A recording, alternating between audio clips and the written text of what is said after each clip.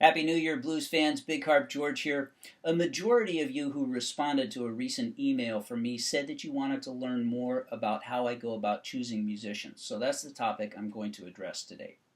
First of all, at a general level, I try to follow an adage that was shared with me by a trusted musical advisor soon after I started playing my own music. He said to me, "George, you always want to play with musicians who are better than you."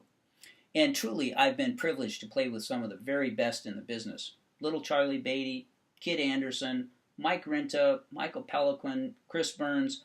All of these guys are fabulous musicians. And what playing with great musicians has done for me is that it has elevated my own music. I'm trying my best to play up to their level. I may not always get there, but it brings out the best in me.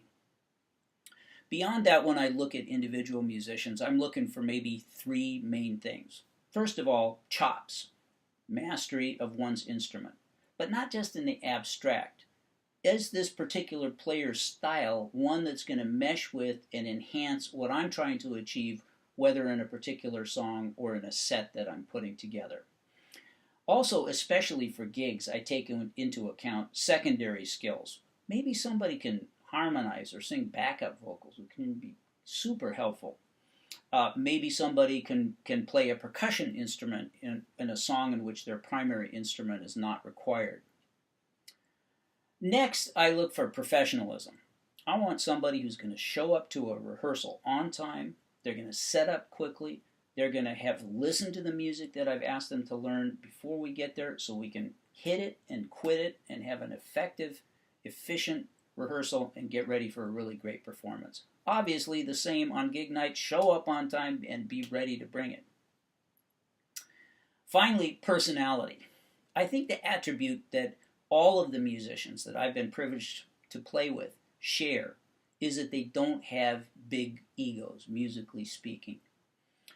They listen. They listen to what I am doing in my vocal or on the harmonica. They might echo or they might respond to what I'm doing. And they do the same with each other.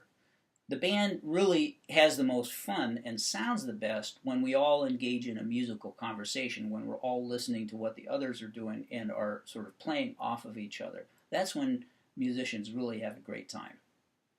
Now, it's not just a matter of me choosing musicians. If I want people to play with me at least a second time, I've got to deliver myself. What does that mean? Well, it means I've got to pay people as generously as I possibly can and pay them on time. It means I've got to be professional myself. I show up at a rehearsal. I've got to have a list of songs in priority order and with an idea of what parts of the songs we need to focus on in order to get it tight and right. And there's got to be musical reward for the musicians. Now that could mean, crafting a song that highlights a particular instrument. My song Roadkill, for example, really is a kind of a setup for the guitar.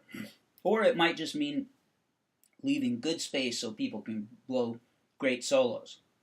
When musicians come to a gig, they know they're going to be playing with other great musicians and they're going to be able to engage in that musical conversation. That's when the band really cooks. That's when the band is having fun. That's when people get inspired. That's when people really bring it.